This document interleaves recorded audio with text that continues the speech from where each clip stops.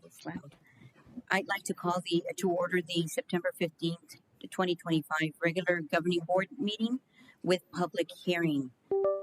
Please let the record reflect that it is now 6:01 and governing board members present. I have Ms. Rosa Cantu.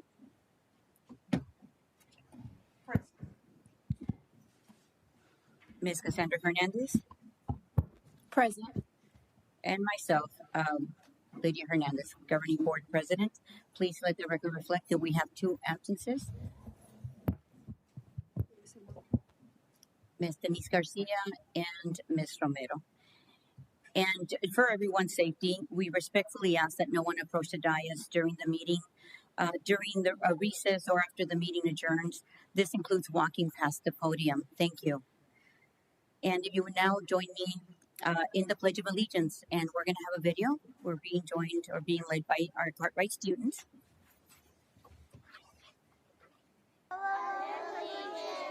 To the flag of the United States of America, and to the republic by which it stands, one nation, under God, indivisible, with liberty and justice for all. Thank you. And before I begin, I do want to point out that we've got our CEA representative, Laurie Richards, and Jesse Lee. Now, the Cartwright School District is located on the ancestral homelands of the Hohokam, Akimil, Odom, and Odom Jude people, ancestors of the Salt River Pima Maricopa Indian Community, or otherwise known as SRP-MIC. We acknowledge the rich oral history, culture of these communities and their ancestral ties to the land. And with that, I move to approve, to make a motion that we adopt the agenda as presented. Ms. Cantu, do I have a second? Before we move on, Madam President, I would like to move. This is not the consent. This is the adoption of the general agenda. Oh, that's correct. Okay, I second. Thank you. And I will proceed to a roll call vote. Ms. Cantu, how do you vote on the adoption of the agenda? I vote aye. Thank you. And Ms. Hernandez, how do you vote on the adoption of the agenda? I vote aye. Thank you. And I vote aye. We approve our agenda as presented. And we are going to move forward with I mentioned that we're going to have a public hearing. So this is, I move that I don't need a vote. I have it on the agenda, right? So we have a public hearing regarding the revised 2025-2026 annual expenditure budget. So we're going to proceed into a hearing first, so that we are able to learn about what the changes are, because we have approved the budget for 25-26, but we have to revise it. There's been changes, and I just want to remind us that the state, when we first approved our budget, am I out of order? Out of the order of the agenda?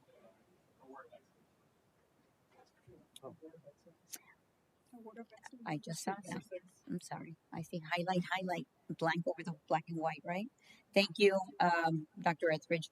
So we have the Cartwright School District number 83 Award of Excellence to Frank Davidson Educators. And Mr. Victor Hugo Rodriguez, please.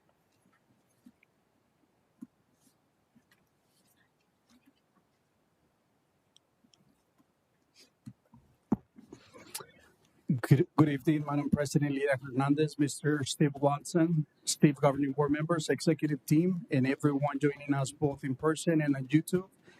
We're happy to honor this evening with the Award of Excellence an incredible group of teachers from the Davidson School District, Davidson School, I should say.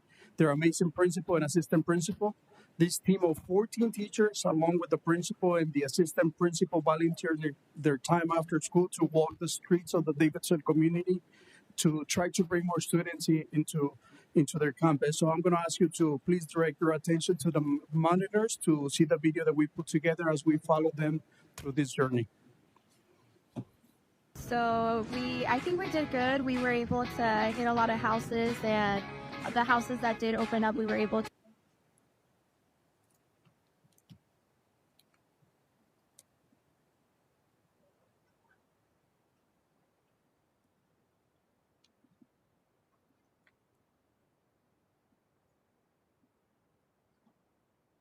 So I think we did good. We were able to hit a lot of houses, and the houses that did open up, we were able to pass out our flyers and just inform families more about why they should come to Davidson.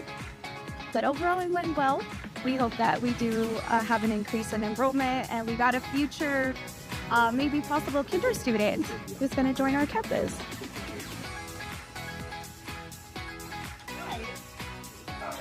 It was pretty good. We got a couple of families, and everybody was very nice that answered the door, and it was great to just get out in the community and hopefully get some more enrollment at our school.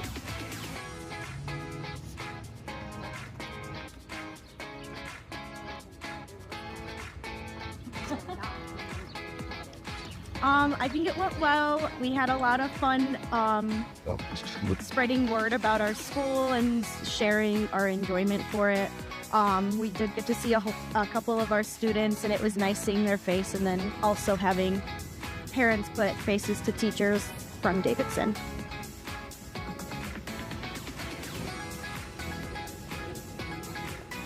Hi, I'm Mike Clark, the principal here at G. Frank Davidson School in the Cartwright School District.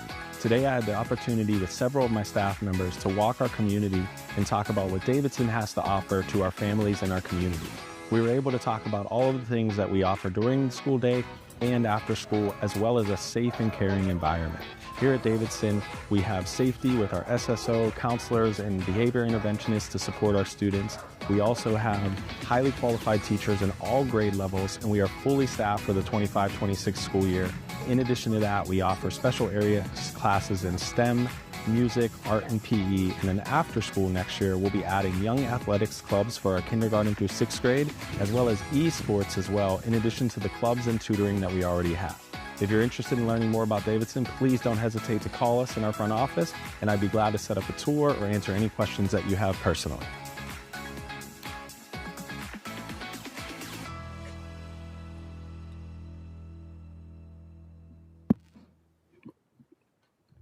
So this initiative really embodies the spirit of excellence, and we're really honored, and we would like to really thank all of the employees for putting their time and volunteer to be able to put all of this together. So we're going to start, we're going to honor them with the award of excellence, and we're going to begin with principal and assistant principal, Mr. Clark and Ms. Landu.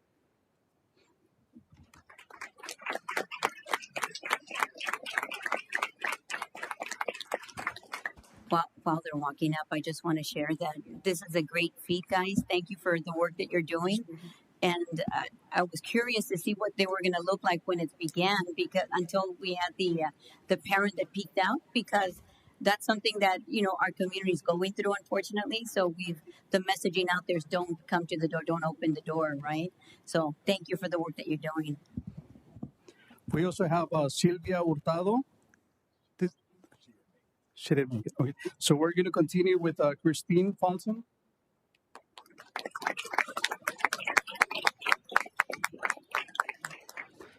Katie Bateman.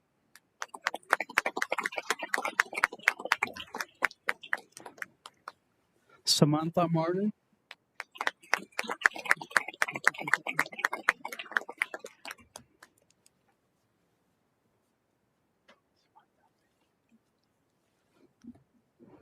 Ana Arroyo Robles.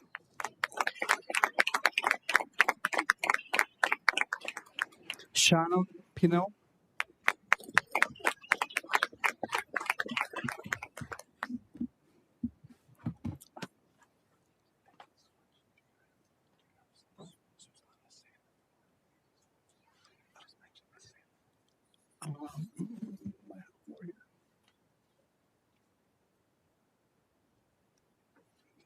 Which one?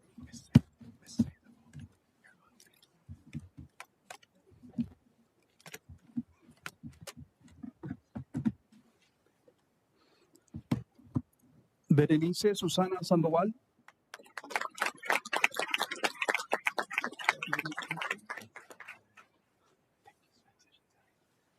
We're going to ask our superintendent and governing board president and board members to please join us here just for a photo. I just want to mention that there's several other teachers that couldn't really make it today, and that's Ashley Castañeda, Carla Escalante, Sarah, Brian, Christina, and Bethany Nally. They couldn't make it, but they also participated in this great event. So I'm going to ask you to please join us. And we're going to make sure that they get their award of excellence.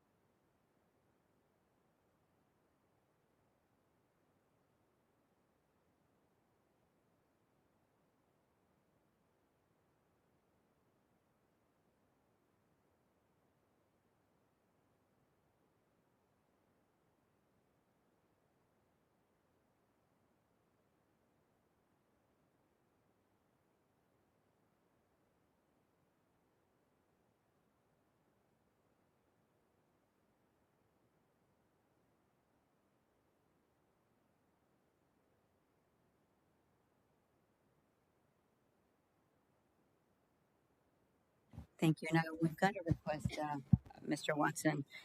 Ms. Rosa Cantu would like to request a moment of silence for everything that is going on in our world. Just a lot of hate instead of dialogue. And Ms. Cantu,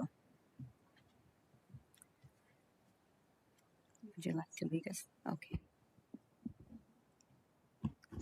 Just a moment of silence for what's going on in our community and across the world.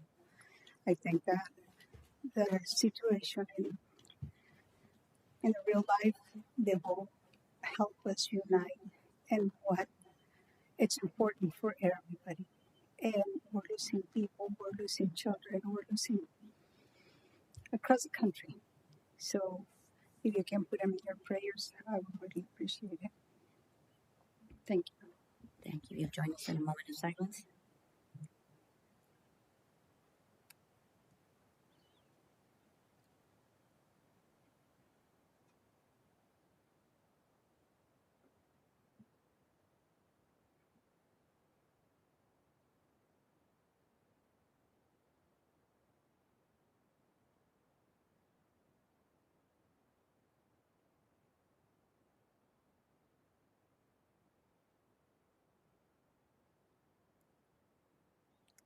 Thank you.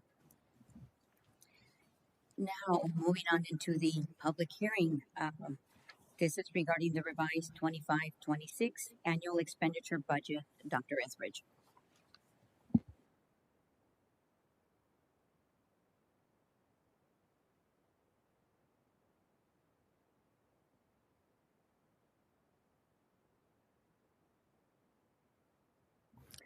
There we go. Madam President, governing board members, Superintendent Watson, executive team, and all those in the audience.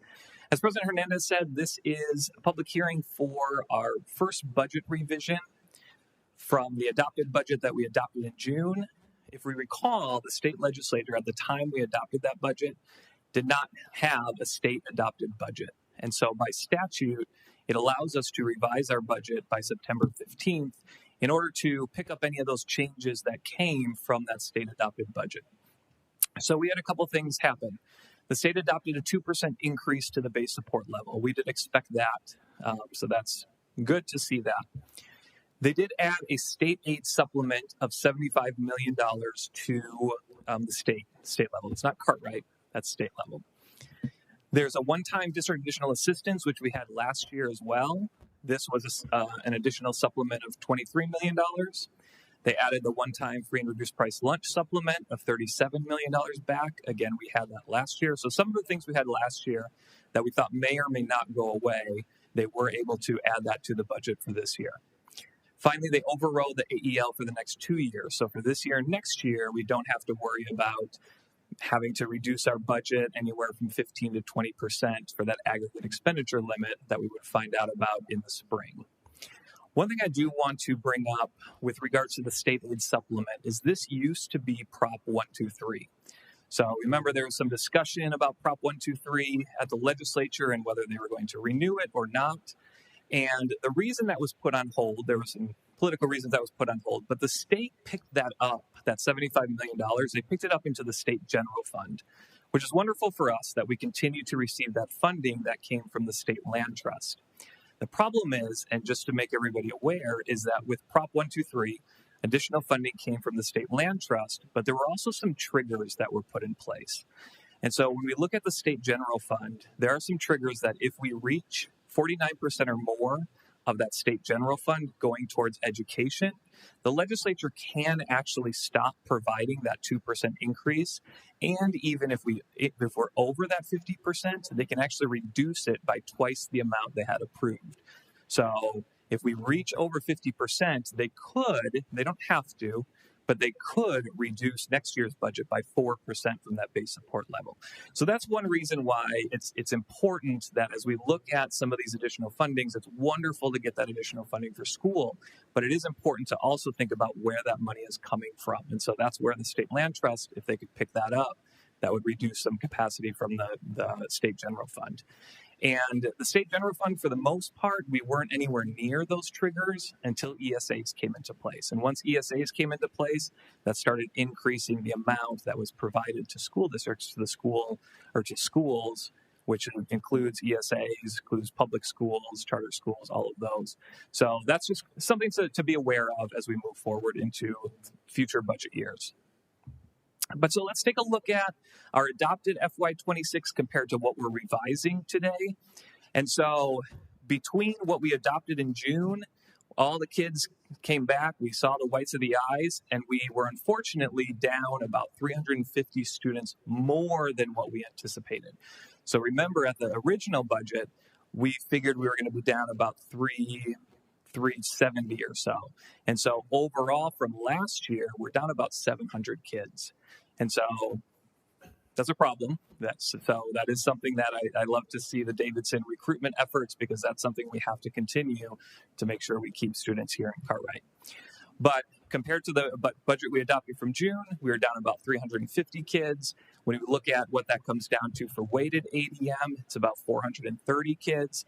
Total from last year, it's about 1,000 weighted ADM.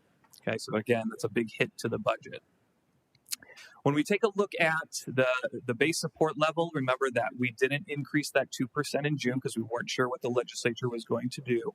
They did end up increasing that 2%, so it went from about $5,013 to $5,113, so the change of about $100 per pupil.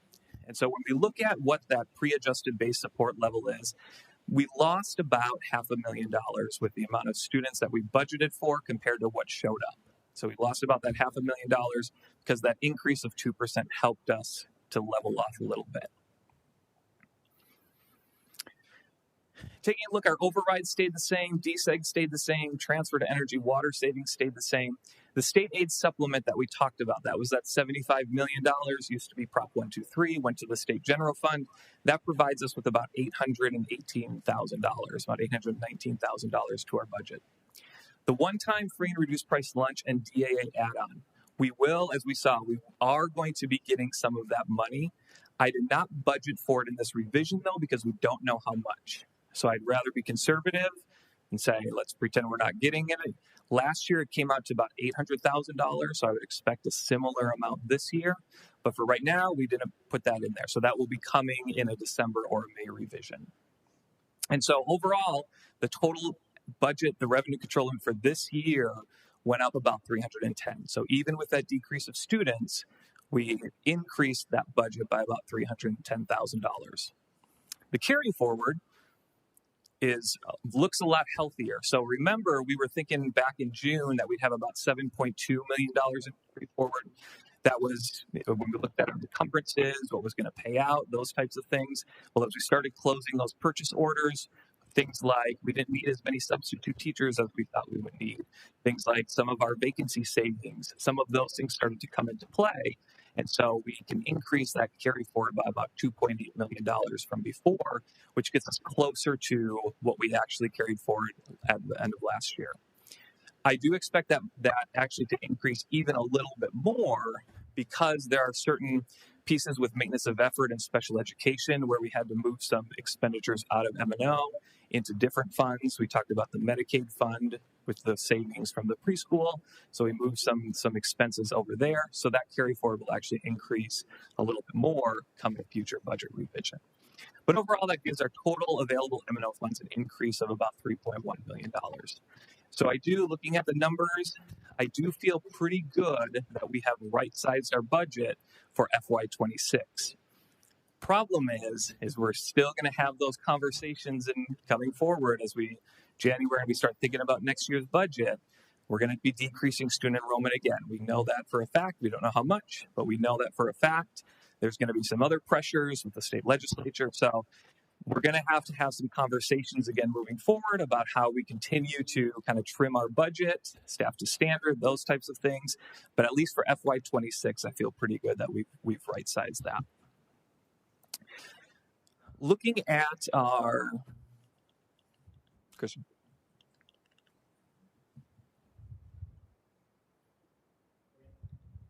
Thank you. Looking at our capital fund, remember the M&O fund is based on current year enrollment. So we had to kind of wait to see how many kids showed up, which, by the way, our trend in the past has been that we will go up in ADM from now into the 100th day. We generally don't decrease from now into the 100th day. It's not significant, but it will trend upwards slightly if it follows the path that it's had in the past. But remember, capital is based on prior year ADM. So as you can see, the difference from state recalc, we added 8 students, 8 ADM, so about another $4,000. So looking at some of those things, that budget is kind of more what we projected to be. We did similarly add on some carry forward amount based on just closed purchase orders, some of the things that we didn't end up paying out. So again, we brought in about $1.8 million of carry forward, more than we expected. So we have about $1.9 million more in capital funds. Thinking about our capital funds for this year, as of right now, I don't anticipate any large scale construction projects or things like that. However, we do have 2 large purchases that we're going to need to make. One would be a Chromebook refresh. We're currently doing research on what that looks like, what's the best option for those types of things, but we are going to, the Chromebooks we purchased back during COVID time in 2020, 2021, so those are getting to the end of useful life. So we're going to have to figure out how do we replace our fleet there. The second one is an ELA textbook adoption, and so that's also a significant cost there. So looking at the capital funds versus M&O funds, we're going to have to take a look at, do we possibly transfer some M&O funds to capital funds to cover those expenditures so we don't deplete our capital funds completely? We'll take a look at that as we know more about cost of what those projects are. But I just wanted to make the governing board aware that those are kind of 2 larger scale projects that we're planning on having this year. Classroom Site Fund, again, this is based on prior year ADM, so you can see there's not too much difference here. Carry forward is actually pretty spot on. When we had it in June, we didn't have any additional expenditures. Most of this is payroll expenditures because that's how we supplement salaries, performance pay, those types of things. So those were paid out already in June. So we did add about $100,000 to that fund, but not too significant either way. A couple other funds, so bond building. So when all was said and done, about $5.1 million. Remember when we presented last, April, March, that time, we were down to about $2 or $3 million. But because the $2 million came from Maricopa County, we were able to increase that a little bit.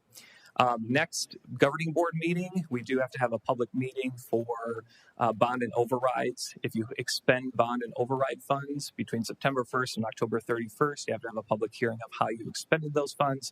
So we'll talk a little bit more about how we expended bond funds in FY25 for that. Adjacent ways, about $5.5 million. Structural improvement, $3 million.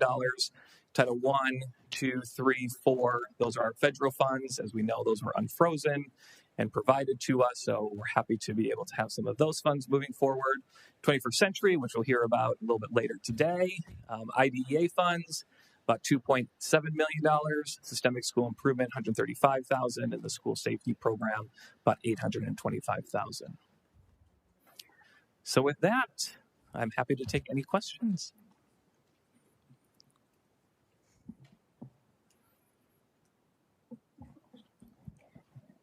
I don't. I have comments if anybody has any questions. Ms. Cantu? Yes, Madam President, members of the board, and all the executive team. You say two expenses, Chrome, and the other one was just two. Textbook. Textbook. Textbook adoption. Textbook, it's what the students use to. Madam President, Vice President Cantu, correct. So ELA, the K-3 ELA reading, so we're currently exploring what that looks like. So whether that's online materials or actual physical textbooks or workbooks or what those things are. We're in the RFP process, so we don't know exactly. That's why it's hard to tell you it's going to cost us this much or those types of things. But textbook adoptions can run into the millions of dollars. So we know And it's a new adoption. It's a new adoption, correct. And we have the technology to support that material for the students. Madam President, Vice President Cantu, that would be one reason to refresh our Chromebook fleet, is to just make sure that we have working Chromebooks for the most part. Again, when you get to the end of the useful life of the Chromebooks, they just start being unpredictable on what that looks like. So, Thank you very much. Thank you, Mr. Etheridge. And just simply based on the fact that we're having to revise the agenda to bring it up to speed with the changes that came down from the state legislature, I'd like to just share that and let our board members know and to feel confidence in the fact that yes, we're going to be facing a few more expenditures that are just as wide or just as large, and that I am only requesting from our superintendent and his executive team that we really hard-nosed do our due diligence in terms of our curriculum and adoptions and everything, so that there's an alignment because we are all over the place in my assessment, and as well from what we've seen in the discussions that we've had here, and don't want to completely go into that last discussion that we had when we previously adopt the first original budget. But even at that meeting when we did approve, we still had outstanding balances that went up to the $2 million, the screens for the conference center, the additional furniture items that were thrown in at the last minute that we just had to honor. All these things that happened prior to January, us coming in. So I just want to reiterate again how strongly I feel, and I hope that the board feels that same way, that we have to apply our due diligence moving forward, because I anticipated, not the 300, 400, but 5. And I said, I know there's an average of 6, and we are at 700 kids down. And it will continue. I mean, I think this is something that our board, it's unfortunate that our other board members are not here. I want to remind everybody, when I was in the minority and it was 4-1, I stuck through every meeting and made sure that I was still here to fulfill my role, to advocate and ask the questions. About a lot of the questions had to deal with our contracts. A lot of the questions had to do with the curriculum, the decisions that we were making. And COVID time is long gone. And so when I came in, starting to see the outstanding figures, not just what we approved at the last meeting, but prior, it's nerve-wracking, and decisions have to be made. And so we had to whittle down. We had to work, apply. It was a lot of pressure, but we had to work at coming to a minimum where we could afford it, be not just comfortable, but we continue to function. There was a lot. There's a lot. And I firmly stand and believe, against that, I'm going to be diligent with my words. Just the fact that we're diligent with our spending and not act in haste.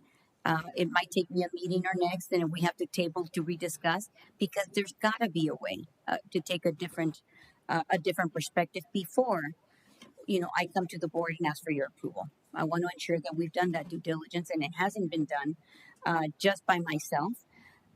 So thank you for your questions moving forward because I knew you had questions on this agenda. But thank you, Dr. Ethridge, always for your diligence as well. And Madam President, Governing Board, if I may, just thank you, Dr. Etheridge, for your work around this. The one certainty about school finance is the uncertainty around school finance. And so just moving into as we prepare for the next year, we don't know what the federal government's going to be doing. We don't know what the state government is going to be doing.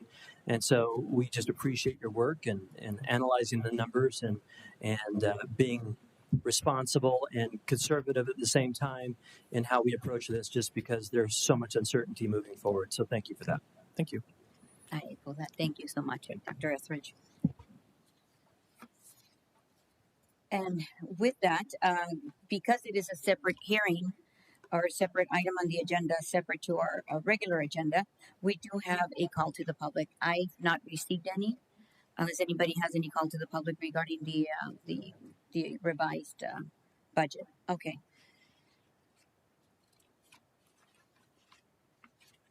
Then we're moving forward. And I'm going to go on to the call to the public for the regular governing board meeting. And I don't see any. I didn't receive any. During this section, I do want to mention I was out for a week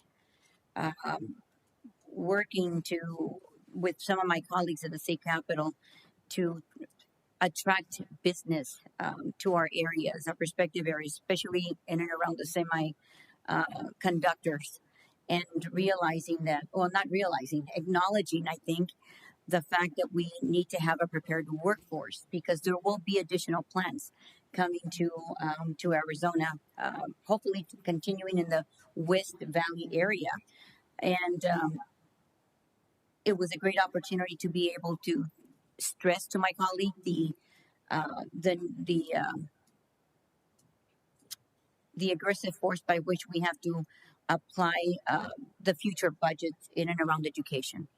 And it was a very balanced, more of my counterpart Republicans, but there was a wide recognition and acknowledgement of the fact that we've got to do the same.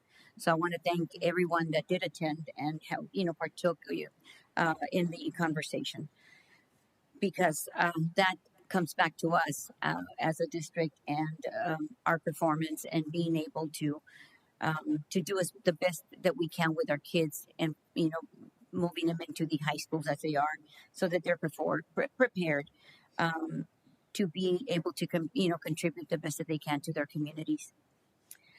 And with that, I will go on to item H, and this is the Consent agenda. G. Sorry, how could I forget that consent agenda? I think Ms. Cantu had a question regarding one of the items. So with that, Mr. Watson, I do want to move that we adopt our agenda as presented, with the exception. And Ms. Cantu, if you could please share with me the item that you had the question on. Yes, Madam President, I have a couple of questions. Item 10, item 11, and item 15 for now, and item 19. My question on number 10. I'm sorry, that was 10? 10, 11, Okay. 15, and 19.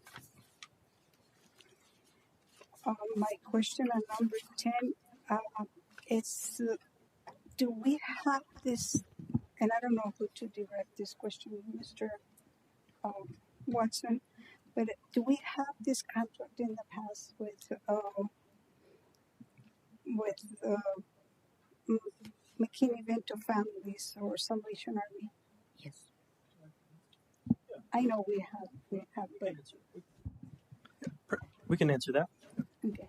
President Hernandez, Vice President Cantu, thank you for the question. Yes, we have had, this is a renewal basically of the agreement that we had with Valley of the Sun United Way and Salvation Army. This is a grant program that was received for funding specifically for our McKinney-Vento families.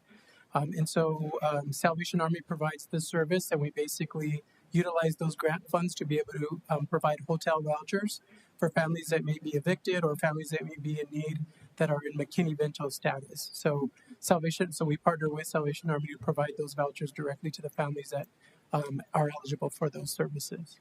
So both organizations are partnered on this money grant, United Way and Salvation Army. Correct. So Valley of the Sun United Way provides the grant funding, and Salvation Army provides the actual services. So they're kind of contracted through that grant to provide that programming that's the housing that's needed. Thank you, Marco. One question, Dr. Marco, is right? Almost. The other question is, how many families do we have in the system that we provide those services for? That's a great question. Thank you again, Vice President Cantu, for the question. Right now, currently, that number fluctuates from year to year based on, again, the questionnaire and qualifications year after year.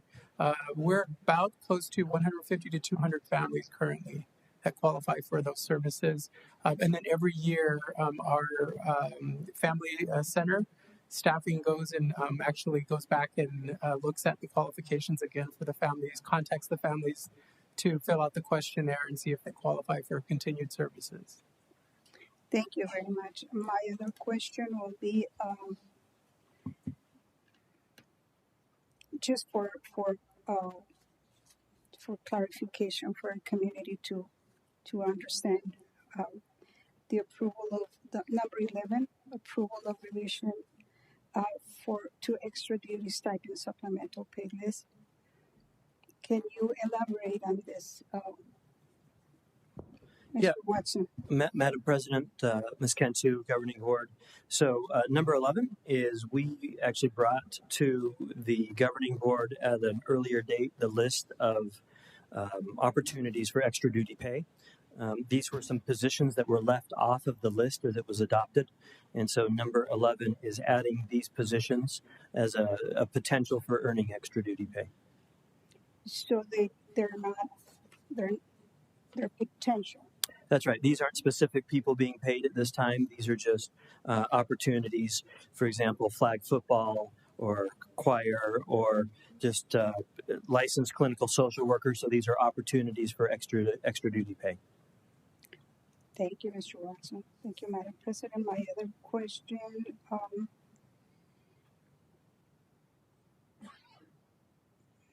that's number 15, correct?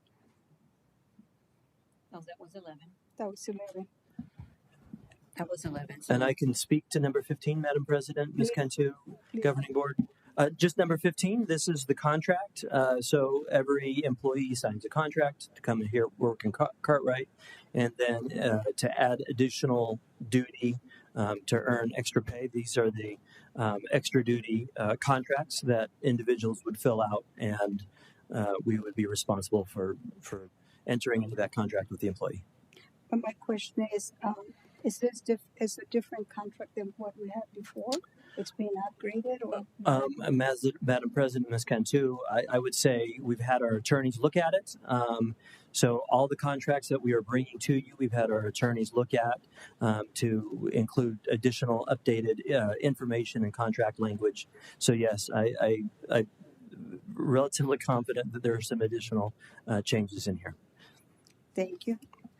And number 19, I would like to table that particular item just for the board to need an executive session to discuss it, if it's the will of the board. Okay. So going back to the consent agenda. So my motion is that we approve the consent agenda as presented, with the exception of item 19 and any item relative to item 19 that relative to item 11. Let me make sure. Hold on. No, number 12.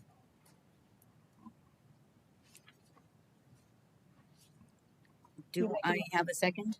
Second, Madam President. Second. Thank you, Ms. Cantu. And how do you vote on the consent agenda as presented? I vote aye. Thank you. Ms. Hernandez, how do you vote on the consent agenda as presented? I vote aye.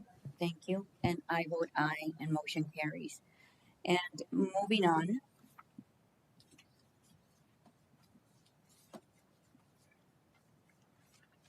My page.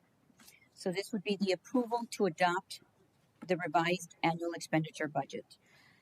So I move that we approve the 25-26 annual expenditure budget as presented. Do I have a second? I second, Madam President.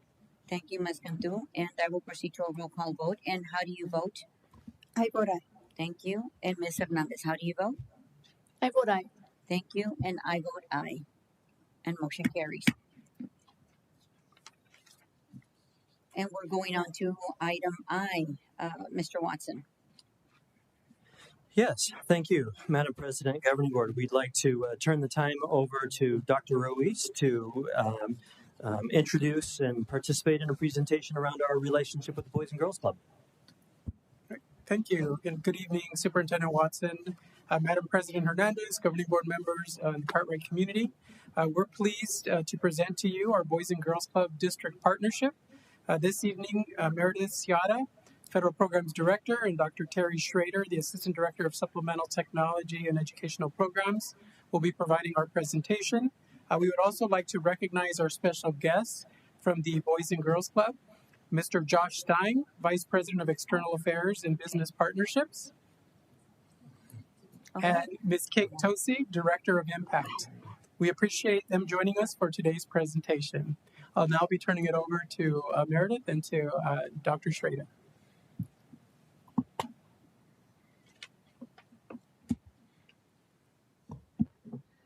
Good evening, Governing Board President Hernandez, Vice President Cantu, Acting Superintendent Watson, members of the Governing Board, the executive team, those in attendance in person, and those watching at home on YouTube. As Mr. Ruiz said, I'm Dr. Terry Schrader. I'm the Assistant Director of Supplemental Technology and Educational Programs, and this is Mrs. Meredith Ciata, the Director of Federal Programs. We are excited for the opportunity today to present to you tonight about the Cartwright District's continued partnership with the Boys and Girls Club of the Valley. The initiative with the Boys and Girls Club of the Valley is a community program designed to give all of our scholars access to quality after-school programs. A total of 135 scholars are registered at the Stewart Branch. The Stewart Branch is the Boys and Girls Club located on 67th Avenue, just south of Indian School Road.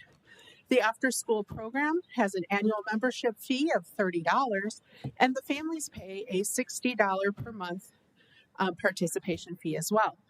The program is income-based, and scholarships are available for any of those who need them to ensure that all families have an opportunity to participate.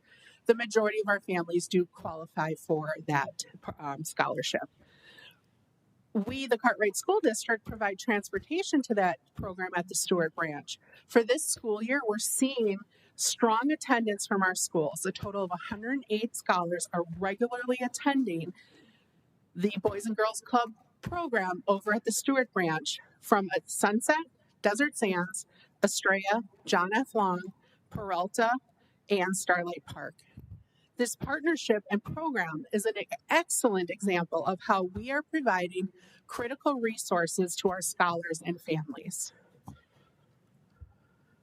We're incredibly proud of our collaboration with the Boys and Girls Club. In addition to our scholars attending the Stewart Branch for after-school programming, we also have other programs sponsored by the Boys and Girls Club of the Valley.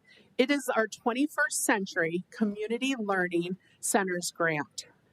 This grant provides our district with a significant sum of money to support our scholars in the tune of $480,000 a year. 4 of our school sites have been awarded this grant. Cartwright and Tarver are currently in their 3rd year of the award, while Heatherbrae and Palm Lane are in their 1st year of a new 5-year agreement. And so they just successfully renewed it for another 5 years. So that's really awesome for us and their scholars. This demonstrates the quality and success of our programs. For a bit of perspective, there are 238 such sites across Arizona that have also been awarded that grant. To provide a little bit more detail with this grant, the 21st Century Community Learning Centers grant, it's federally funded and a source dedicated exclusively for out of school time programs. So that's before school, after school, and so on. It's a key initiative that helps us in other districts across Arizona provide a safe and enriching environment for our scholars outside the regular school day. This funding is crucial to help our scholars realize their full potential. Why, thank you. You're welcome. So the 21st Century Grant, Madam President and Vice President Cantu, executive team, is a very highly competitive grant. Like you have to receive maybe a 98% on the scoring of the grant to even be awarded. And so a lot of the things that we're going to talk about, I know are our ability to receive those high scores on those grants is due to our partnership with the Boys and Girls Club and all the services that they provide our scholars and families. So one of the major components of the 21st Century Grant, because I think for you to understand our partnership is to really understand what goes on with this grant, is that it has to supplement the regular day. And so we're going to talk about how we're able to do that with having the Boys and Girls Club run this program and then being able to keep really close connection with the administrators, the teachers, in providing the services for our scholars. It's also, they have to know the grant. So we write this grant and it's good for 5 years. And the Boys and Girls Club truly know what is written in that grant. They have participated in writing it as well with us.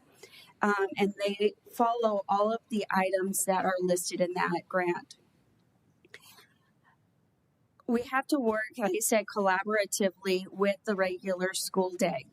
And then the community partners are involved in providing additional resources to provide goals and build sustainability. So every grant and all those 200 and so grants around the state, you do have to have a partnership.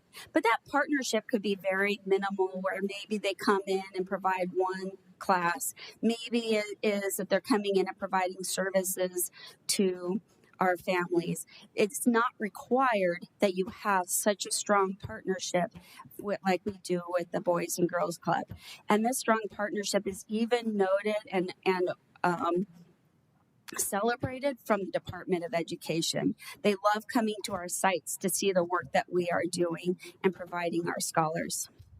Another important aspect of the grant is it has to have tiers of evidence. And we really focus on our instructional practices in that grant. And this is where it's crucial for the Boys and Girls Club to be working really closely with the school staff to ensure that we're providing high impact strategies to our scholars. And then we look at the services that we must provide our families. Like we can use our services and things that we know to support our families, but now we're able to tap into all the services that the Boys and Girls Club have and all the connections that they too have to provide our families. And so when you look at the 21st century, there's 3 tiers, there's 3 items that are required of this grant. We must provide academic instruction. So you can provide tutoring, STEM activities, literacy education, English development. Those are all part of the academic enrichment. We must provide youth development, and this is where it gets to be the fun things. The students that are developing themselves as a whole child. And so being able to looking at service, providing physical and health programs, career and technical programs, the fine arts, and you're going to see some of the fine arts pictures that have been taken, character education to help develop that whole child. But we can't just focus on the youth. right? We have to also focus on the family to help provide that well-rounded education. And so we have to have financial literacy, which there are pictures of that occurring as well at one of our sites. Health and wellness programs, parenting classes, family literacy, strategies for our families. There's so many abilities for us to be able to work with our families, and that having those partnerships with the Boys and Girls Club has really helped us be able to tap into it. So one of the requirements of this grant is that we have to have 100 students at each of the 4 sites attend 30 days or more of the program throughout the entire year. And it takes a lot of focus and watching that attendance to make sure we are encouraging, providing support, providing services and programming that really motivate the scholars to be there, because we know it's after school, right? This is not required education. And so we appreciate that the Boys and Girls Club are constant watching our attendance. They are talking with our scholars to find out what motivates them and provide different types of programming that they enjoy while they're also learning. This grant is one of the grants that has the most reporting that I help monitor. The attendance can be quite intense because, they're open maybe 3 hours a day. That means they've had 3 classes in the afternoon. And then you have to take attendance in all 3 of those. And so to be able to monitor that attendance, make sure it's organized in a way for us to then put it into Synergy so that we can report it to the state. The student achievement. The Boys and Girls Club keeps great record of all the growth of our scholars academically and in the youth development so that we can report it back to the Department of Education. They also keep really close eye on our family engagement. I think this is one of the most challenging ones to monitor because if they're providing, for example, we have a curriculum night or a math-a-ween or all those kind of different activities. They need to then pinpoint which students are a part of the 21st Century program that attended that event. And so they're able to keep track of that record. Another thing is that really makes it powerful for our scholars and our families is our program is open Monday through Thursday until 6:30 p.m. Most other sites are not able to provide that level of 21st century programming because it is being done by school site staff. And that's a lot to ask from a school site. You get really tired, right? It's really nice that we have fresh employees coming in the afternoon ready to work hard with our scholars. And then, so having that partnership has made that doable. And this is where it becomes really important for our partnership. So each site has an academic coordinator. That academic coordinator is a teacher on site. Most of them are aspiring leaders, and they are the ones that really watch the academic growth. They look at the needs of the scholars, and they go in and they provide support. Our tutors, many of them are Boys and Girls Club employees. And so to have that partnership where our academic coordinator goes into these classrooms and tutors, teaches, provides feedback to those Boys and Girls Club tutors. It's a very powerful partnership. The site coordinator is a Boys and Girls Club employee, and they come in pretty early in the afternoon. They're there, I think, if they can correct me if I'm wrong, by noon, that employee is on site, and they're preparing for their day. They're meeting with the administrators. They're meeting with the academic coordinator to be able to determine the needs of the scholars and be able to support the campus. So it's a really powerful partnership. And so, of course, what's a presentation? Because I can be up here talking. You've got to see the pictures of the scholars. And so here's some pictures of our students engaging in these after-school programs in those 4 different sites. And one thing to note about the 21st Century, as Terry said, it's a program that is all after school programming is 21st century. So we might have other grants that are actually running at the same time, but it's still part of 21st century. And therefore, the Boys and Girls Club helps us manage those programs. So we have some scholars that were in an art class here. This was being provided by another agency, but it wasn't doable without our partnership because a lot of our kids can't come for just 1 hour after school. They may not be able to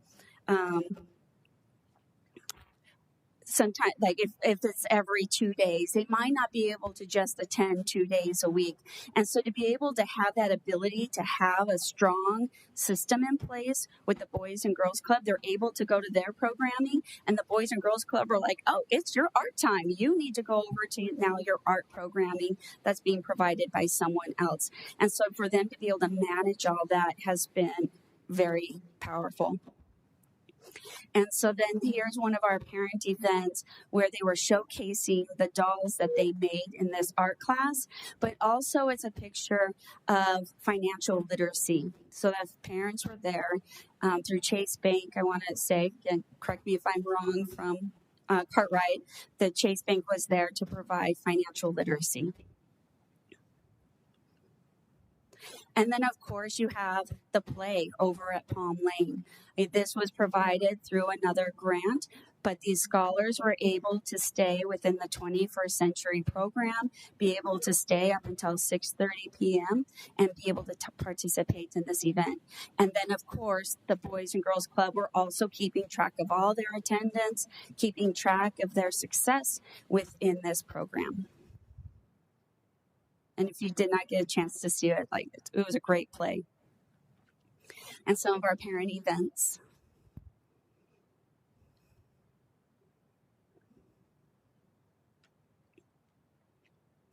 So to emphasize the amount of scholars that this program is touching. So Cartwright, this is for fiscal year 25, so that we have that whole year's worth of data. There were 267 students, scholars in our program. It was at least 1 day attending, and it might have been 180 days attending the program, but they had a total of 267 scholars. And then Heather Bray there with 160, Palm Lane, 211 scholars, and then Tarver had 254 scholars in their after-school programming. And then to note, one of the most powerful parts also with having the Boys and Girls Club, our grant pays for the Monday through Thursday academic instruction, all the after-school programming. These scholars also are provided Fridays and breaks with the Boys and Girls Club free of charge through this program. And so you can see so far for this year, Tarver had 13, Cartwright 5 scholars, Heather Bray 19, and Palm Lane had 13 scholars that took advantage of those days. So here's where that cost savings. Again, we benefit a lot more than what we provide the Boys and Girls Club through this grant. It costs for this robust program per site is $225,000, which is $900,000 for those 4 sites. Each school through the 21st Century Grant provides $95,000 to the Boys and Girls Club, so $380,000 a year to support our families in this robust after-school program. And then the Boys and Girls Club provides around 6 staff members per site. So that's 6 of the staff members that are running this program alongside with our academic coordinator from the school. So that means the Boys and Girls Club has to fundraise $520,000 to be able to provide this amazing program to our scholars here in Cartwright. And so just kind of recap some of those programs that they might provide. Of course, daily tutoring and academic enrichment, STEM, sports, esports, nutrition, fitness, healthy habits, character education, overcoming obstacles. yoga, art, book clubs, so all these different types of programming that they provide our scholars. And so due to this partnership with the Boys and Girls Club, with the program with 21st Century, and then the work that they do with those other campuses, we do have roughly 1,000 students that have a place to learn and grow after school hours. And so we do thank the Boys and Girls Club for this great partnership. I'll hop to the last. Or there's the last slide. So are there any questions from us or from the Boys and Girls Club? Does anybody have any questions? Yes, Madam President. Thank you very much for your presentation. It's very interesting. You said over 1,000 kids in Maryville have this opportunity to learn outside their school day. We have 108 students so far, just at the Boys and Girls Club campus, plus some of the other schools, right? Vice President Cantu, yes. So you have the scholars that are receiving the services through the Boys and Girls Club, and those that are not part of Palm Lane, Heatherbrae, Tarver, and Cartwright. So we make sure that they have bus transportation over to that Stewart branch to provide those services. Thank you. I think it's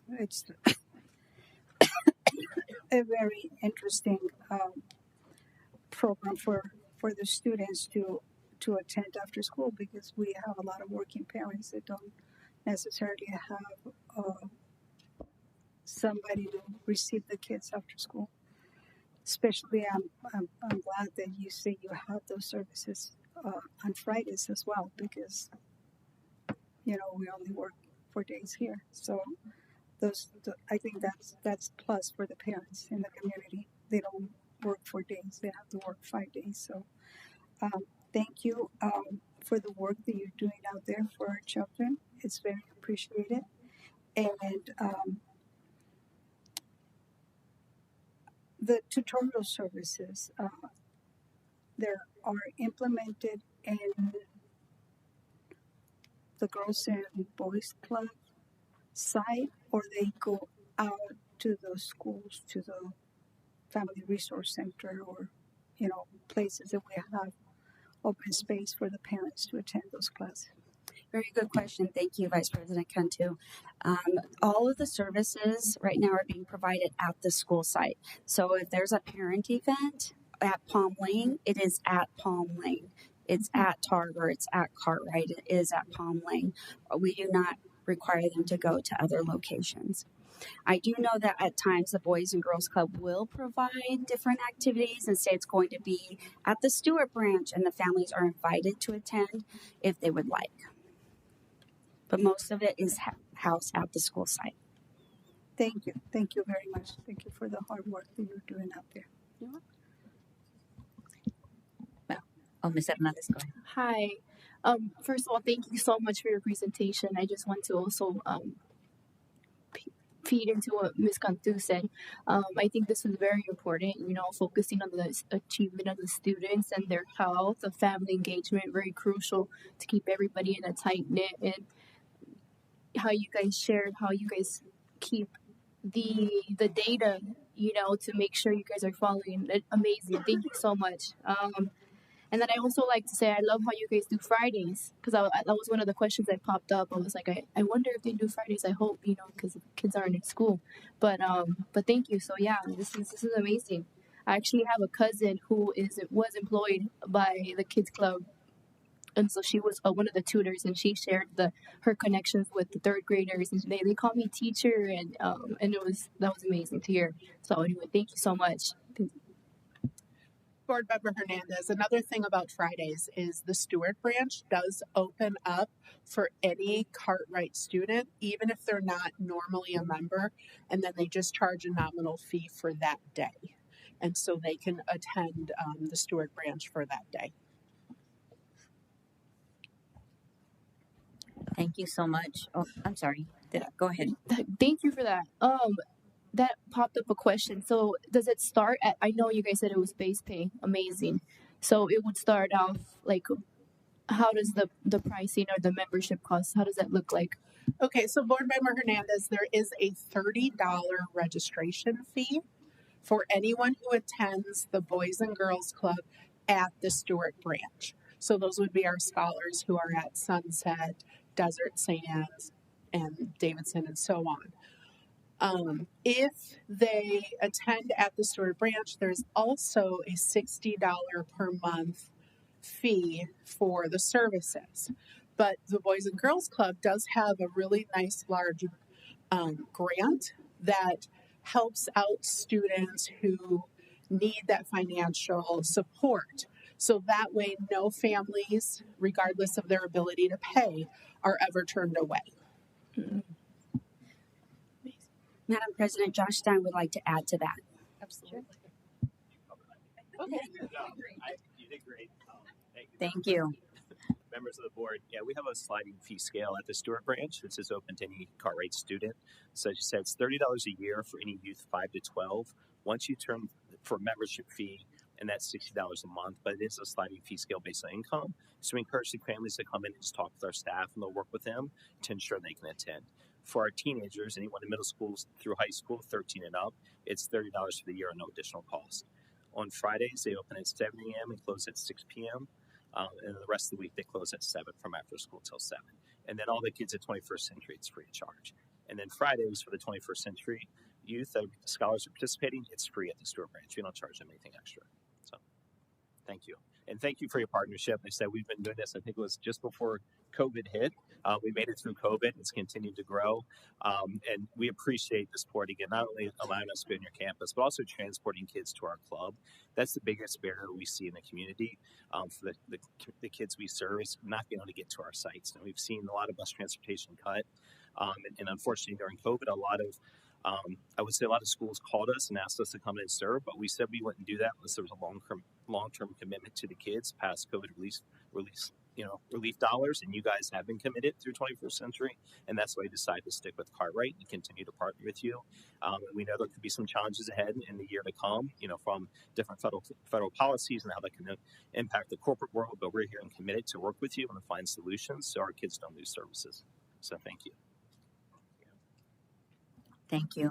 And Madam President, Governing Board, if I may, just one other thing to that point is this is a federal grant, and it was a little tenuous at one point this year. And so, that's the importance of sound academic policy throughout the United States of America to be able to continue programs like this to serve our students.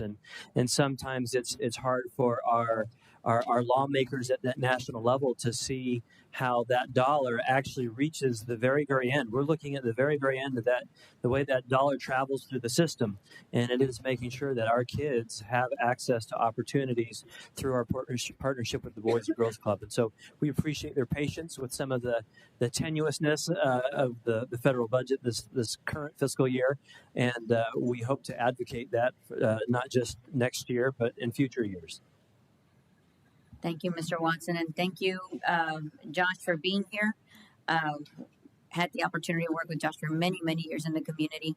And this is something, this is a very important resource, especially, for our community and our kids, having the additional support, especially with the assistance and tutoring when it's needed. It's just great. Hopefully we continue and federal government continues to provide that. I know it's weary at times with what's going on, but thank you. Thank you for your presentation.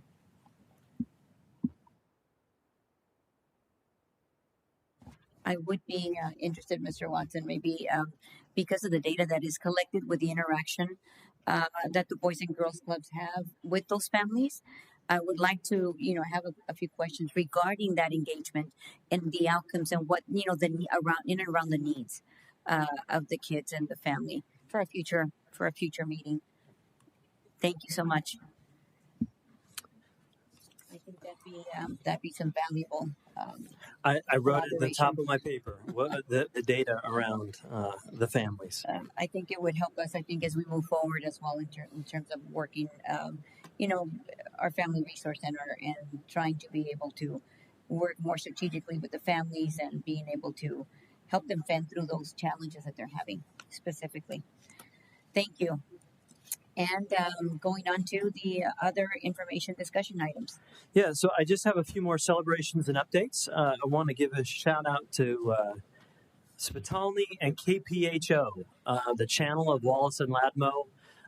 If you know what I'm talking about, you've been here a while. But I want to just say thank you to KPHO and a shout out to Spitalny, where KPHO came and gave to 8th grade teacher Michelle Castro this morning a $5,000 check to support after school programs, sports, and the work that they're doing over at Spitalny. So thank you to Spitalny and thank you to KPHO for that. Also, we'd like to thank Valley of the Sun United Way, Burlington Coat Factory and Talos Development. They've supported us this year with backpacks and classroom supplies. And I also want to just thank all of the teachers and staff this upcoming month as we celebrate Hispanic Heritage Month. I don't know if you know this, but tomorrow, right? Tomorrow is Mexican Independence Day.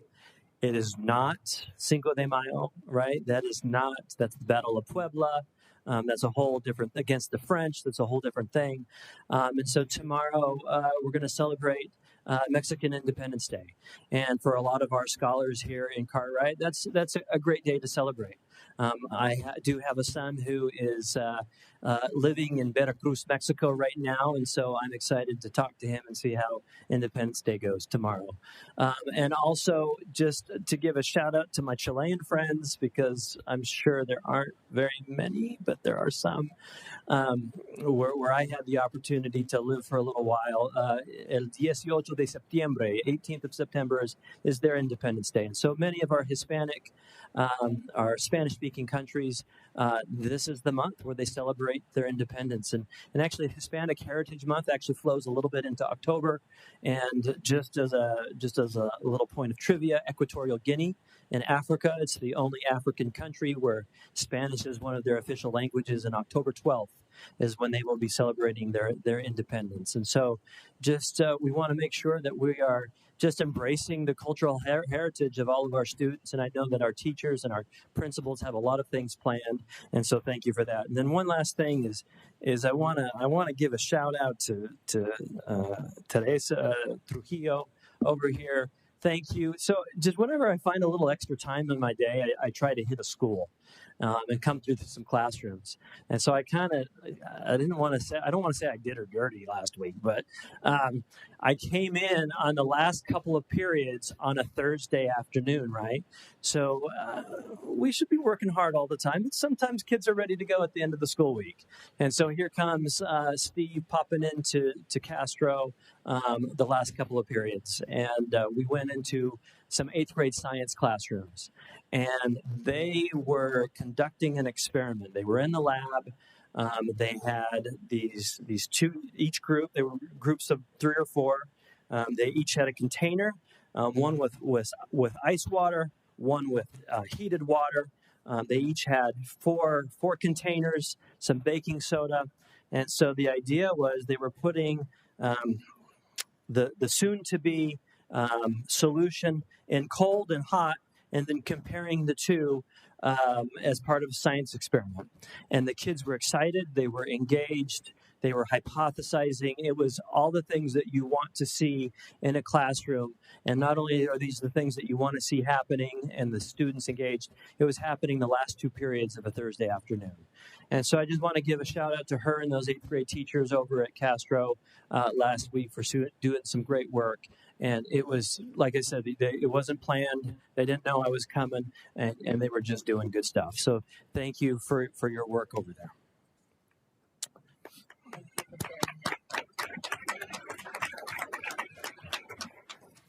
Thank you.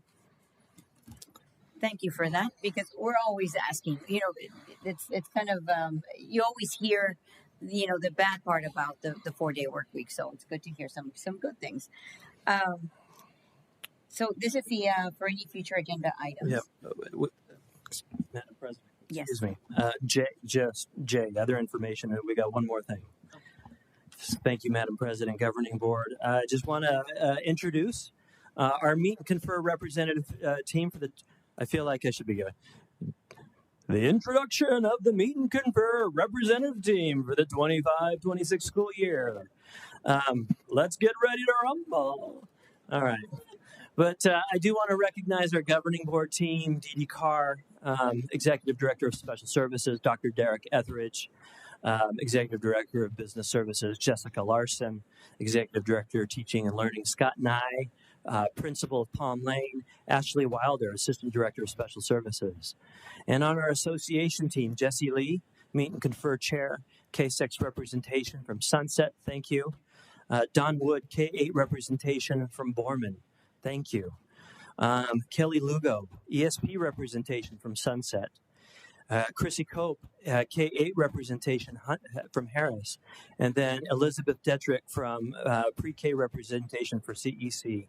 And so I just really appreciate all these individuals who come together to make sure that we are working together to make sure that we have we provide a competitive employee opportunity environment where people want to come and work here and give to our kids. And that's what this is all about. So I want to thank all those people who are going to be participating in this this year.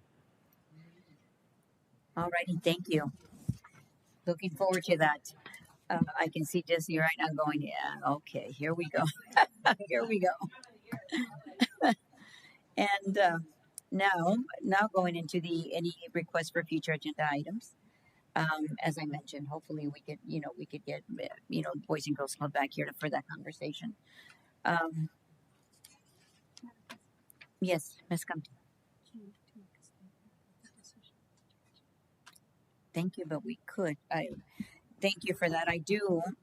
As we are discussing our future agenda items and future board meetings and the future of Cartwright, I did want to take a moment. Thank you, Ms. Cantu, for that.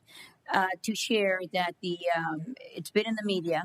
A lot of things have been in the media, but one thing you can take for sure is a decision that was handed down by the Maricopa County Judge Gordon regarding two family members being able to serve on the same school district. And that decision came in our favor. So I just want to make sure that for those of you that have taken the time or that have been engaged at some point or another with state statute, know that, as I've mentioned before, state statute is not always vetted. Sometimes it gets approved without even going through the process of rules, which is in a committee that reviews and makes sure that items are constitutional or sound, whatever. But I'm glad for that decision. I am not shocked because of my understanding of those state statutes and the practice of just reading policy language for just many years, whether it was something that I understood or not. If it doesn't follow that flow, it just wasn't there. But I'm glad for that decision, and hopefully that will cause and be a positive thing for Cartwright and on to the next challenge, right? Because in the political realm, there's always these challenges, and I'm going to just share that I think when we had the great opportunity to highlight the trips that we take, our kids go to Washington, D.C. to learn about the policy making process, the executive branch, judicial, you name it, that I wish somebody, even at the university, I'm still going to provide feedback to. I went to Baylor, and I always was in conversation with my department chair in political science. If somebody would have told me back then, by the way, when you make a decision or you provide your feedback, it's even if it's for the the betterment of our community or society, it doesn't always sit well depending on your perspective of where you're sitting, how it's going to impact you. As I've told the governor, there are going to be times where I'm going to disagree. Doesn't mean that I'm going to get onto go down to the Rose Garden and call you all kinds of names. I said, but I will disagree, and it will be because I'm going to side with the families that elected me. And that's kind of hairy at times. Don't think that I don't think 2 or 3 times. I've got a husband that says, don't even get involved. But then there's issues within our community with our youth that they're faced with. And it would be unbecoming of us, our electeds that are here to represent them, to not look for opportunities or fend for them. So thank you. Hang in there. I look forward to working with everybody. Challenges are challenges, but as I've always mentioned, that we don't learn, we don't fix things, we don't address things if we don't know about them. So if there's any lack of resources, which I'll probably be, discussing as we move forward, and the fact that we just approved the budget, is that we've got to be in close conversation. How can we provide those resources to you if by the time of the budget, we have not identified, hey, do we need more counselors? There is a way to get those the counselors needed, the services needed. Because I'm going to tell you, I'm not making it up when I say every time that I'm out there, people either the top complaint is there's bullying, there's things that are happening. It's mental health, it's behavioral health, and that we're not meeting all those needs. But there's a way we can. And if those resources have not been laid out in the current budget, then we've got to be in conversation, because this is all the same team. And so if you as a teacher or as administrator can't count on those resources, how can I expect not to hear what I'm hearing and just come back and kick and scream? It's got to be incorporated systematically. And I'm glad to. I hope you feel good enough that I understand that, because we can develop that together. So I'm looking forward to everybody and board members as well. Thank you for being here today. And going on to our next item. Oh, Ms. Cantu, I do want to thank you. Thank you for taking the time of being here. I'm not going to share, but she's been very ill over the last week, and she made her time to be here. Thank you for placing that level of importance to Cartwright and of your time. Commitment is commitment, Madam President. But I want to say something to Cassandra. That Grandpa used to say that what can't kill you only make you stronger. So soar like an eagle, and they won't touch you. Stay strong. Thank you for your service, and thank you for keeping your head up and doing the right thing. Thank you. Thank you, Madam. Thank you, Ms. Cantu. Thank you for that. And with that, I just want to announce that the next regular governing board meeting will be held on Wednesday, October 1st at 6 p.m. at the Cartwright School District Boardroom. A governing board retreat will be held on Wednesday, September 17th, 2025 at 6 p.m. at the West Mex Stark Building, located at 545 North 99th Avenue. Yes? All righty. And with that, I make a motion that we adjourn the meeting. Do I have a second? I second. Thank you, Ms. Cantu. And how do you vote? I vote aye. Thank you. And Ms. Hernandez, how do you vote on the adjournment? I vote aye. Thank you. And I vote aye, and our meeting's adjourned. Thank you all for being here. The time is 7:24.